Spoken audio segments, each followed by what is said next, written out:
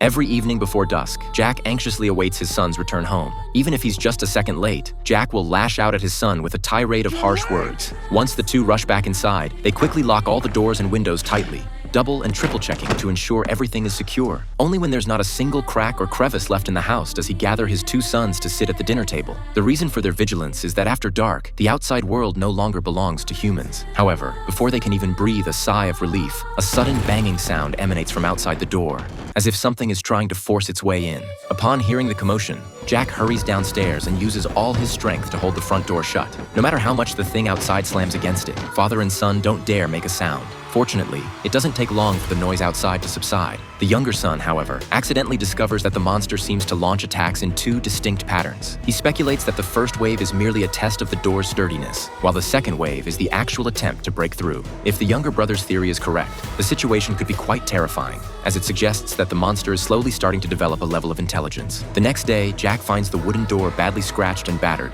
clearly unable to withstand another monster attack. He hastily sends his two sons to find lumber while he stays home to repair the damaged front door. However, after traveling a short distance, the older brother decides to first check out a nearby farm, leaving his younger brother waiting in place. Unbeknownst to the younger brother, the older brother's true intention isn't to find lumber, but to meet up with a girl from the farm. The two, who haven't seen each other all night, engage in a delightful conversation, causing the older brother to quickly forget about his younger brother and the lumber. It's only when the girl reminds him that he suddenly remembers and hurries off towards the agreed-upon meeting spot. But as the sky darkens, the monsters are about to appear. The older brother can only quicken his pace to get home, but unexpectedly slips and falls into a deep abyss. At this point, the younger brother, seeing that his older brother hasn't arrived at the rendezvous point, naively assumes he has already returned home. However, when he drives back, there's no sign of his older brother. Jack instantly realizes that something may have happened to the older son. He urges the younger son to lock the doors and windows and stay put while he takes the dog into the forest to search. By this time, the older brother has just regained consciousness at the bottom of the ravine, only to find himself dozens of meters below the surface. Seeing this, he quickly lights his lighter, hoping to find another way out. Unexpectedly, a monster suddenly appears in front of him. Fortunately, Jack arrives just in time to save his son at the critical moment. But with the outside world being too dangerous for safety's sake,